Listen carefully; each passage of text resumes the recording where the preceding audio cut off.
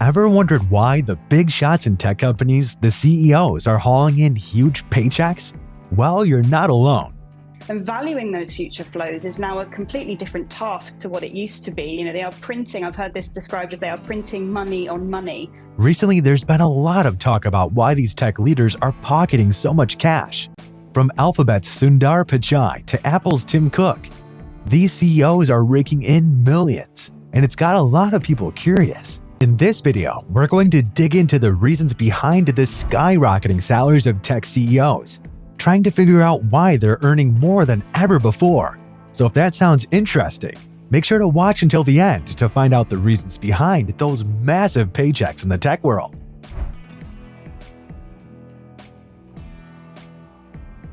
So why are people arguing so much about CEO pay? The thing is, some folks say it's just too much, like way too much. Imagine this. In 2021, the Economic Policy Institute found that the gap between what a CEO makes and what a regular worker makes is 399 to 1. That's a lot, and it's been getting bigger over the years. CEO pay has been growing super fast, even faster than the companies they run. From 1978 to 2021, CEO pay shot up by 1,460%, way more than the stock market's growth at 1,063%. Meanwhile, regular workers' wages only went up by 18.1% during the same time. That's a big difference. The debate gets even more intense when you see that while CEOs are getting these huge paychecks, they're also letting go of a bunch of workers. Remember Sundar Pichai, the Google CEO? He got $200 million in 2022. Here's the breakdown. A $2 million base salary, a mind-boggling $218 million in stock awards, and an additional $6 million for personal security. Talk about a hefty payday. But in January, he said 12,000 Google workers were losing their jobs. That doesn't sit well with a lot of people. But Sundar isn't the only big shot cashing in. Other heavy hitters in 2022 include Tim Cook from Apple, pocketing a cool $99 million, Adela from Microsoft with a sweet $55 million, and Reed Hastings from Netflix, notching up $51 million. There's also Nikesh Arora, who was a former executive at Google, where he became the firm's highest paid executive after getting a compensation package worth about $51 million in 2012. Nikesh also collected stock awards worth at least $200 million by the time he left. Now he's chief executive officer of cybersecurity firm Palo Alto Networks Incorporated. And Palo Alto Networks handed Arora a $125 million stock and options compensation package when he was hired, which has allowed him to enter the billionaire status as of 2024. And it's not just Google. Other big companies like Meta, Apple, Disney, Amazon, Microsoft, Twitter, and PayPal have also been laying off workers while their CEOs earn big bucks. Just look at JP Morgan Chase, who recently raised the pay of their CEO Jamie Dimon's pay to $36 million in 2023. The board granted Dimon a $1.5 million salary and a $34.5 million of performance-based incentive compensation, and his total pay is up from 4.3% from 2022, when he made $34.5 million.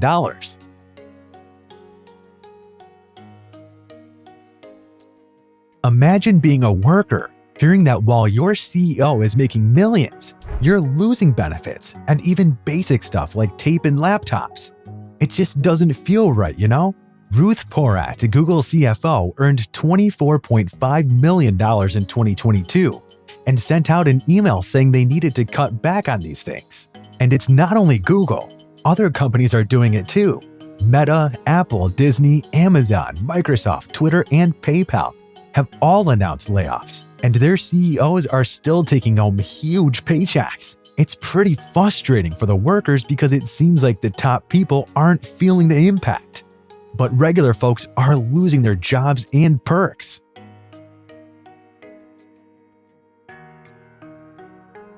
Alright, let's look at things from a different angle, the shareholders' point of view.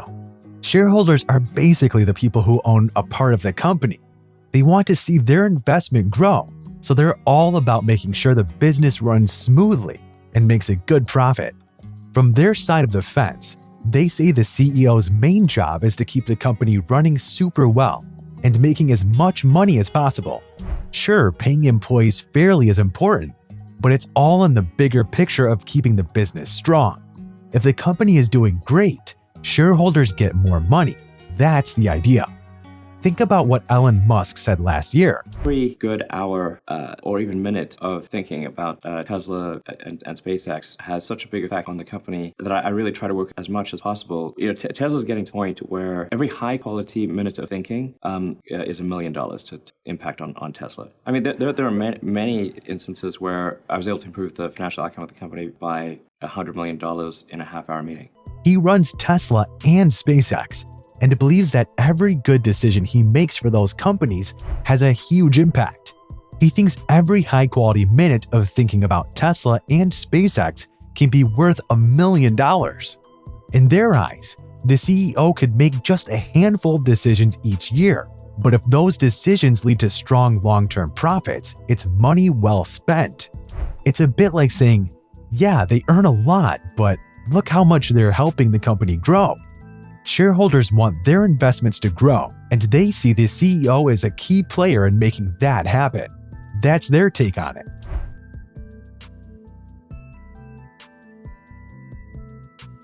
Now let's talk about what some people are saying could be done about all this.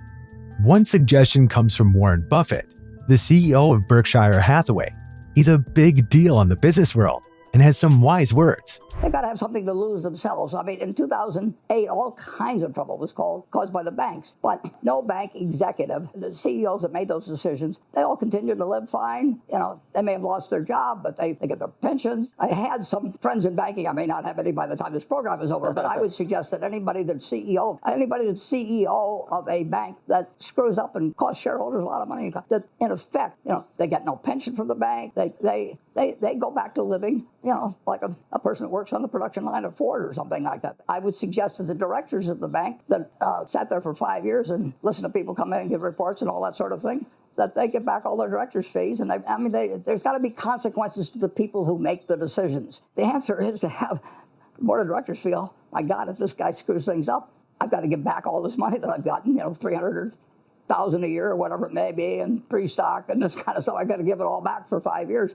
Believe me, that changes behavior of the people that caused the problem. He says that CEOs should have something to lose if things go south. Like if a CEO messes up and causes big financial problems for the company, they should feel it in their own wallets, too. Warren suggests that if a CEO makes decisions that hurt the company and its shareholders, they shouldn't get a big pension or keep the money they earned while making those bad choices. He says the board of directors, the people who make big decisions in a company, should make sure there are consequences for CEOs who mess things up.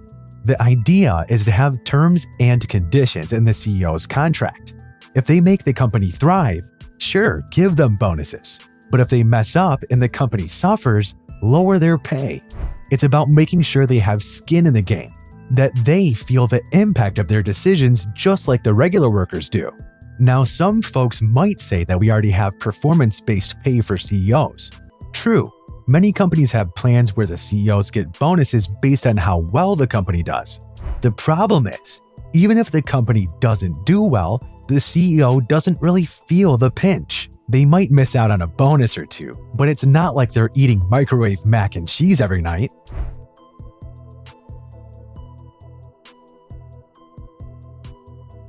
Now let's look at the challenges and what's happening right now. You see, the way CEO pay is decided is usually by a group called the Board of Directors, or sometimes an external committee. These are the folks who make the call on how much the CEO should get paid. The thing is, this system often ends up with CEOs getting more money each year. Over the last 10 years or so, some countries have tried to give shareholders a say in how much CEOs get paid. In the United States, for example, there's a rule that says shareholders get a vote on the CEO's pay every 3 years. But here's the catch. It's just a vote, and it's not binding, meaning it doesn't force the company to change anything. Some people argue that it will take more serious laws to really give shareholders the power to decide how CEOs are paid and to make sure they get punished if the company does badly under their leadership. So even though there have been some steps to give shareholders a voice, it might need even stronger laws to really change how things work. It's a bit of a challenge to make sure CEOs are held accountable for their actions and decisions. That's the current deal. To wrap things up, it's clear that the debate around CEO pay is pretty intense. On one side, you've got workers frustrated about big paychecks and job cuts. On the other side, shareholders want CEOs to make decisions that boost the company and their investments. So in conclusion, the talk about CEO pay isn't settling down anytime soon. It might take some serious changes in the laws to really shift how things are done. If you're into business and tech discussions, don't forget to hit the like button and subscribe for more updates. Thanks for tuning in.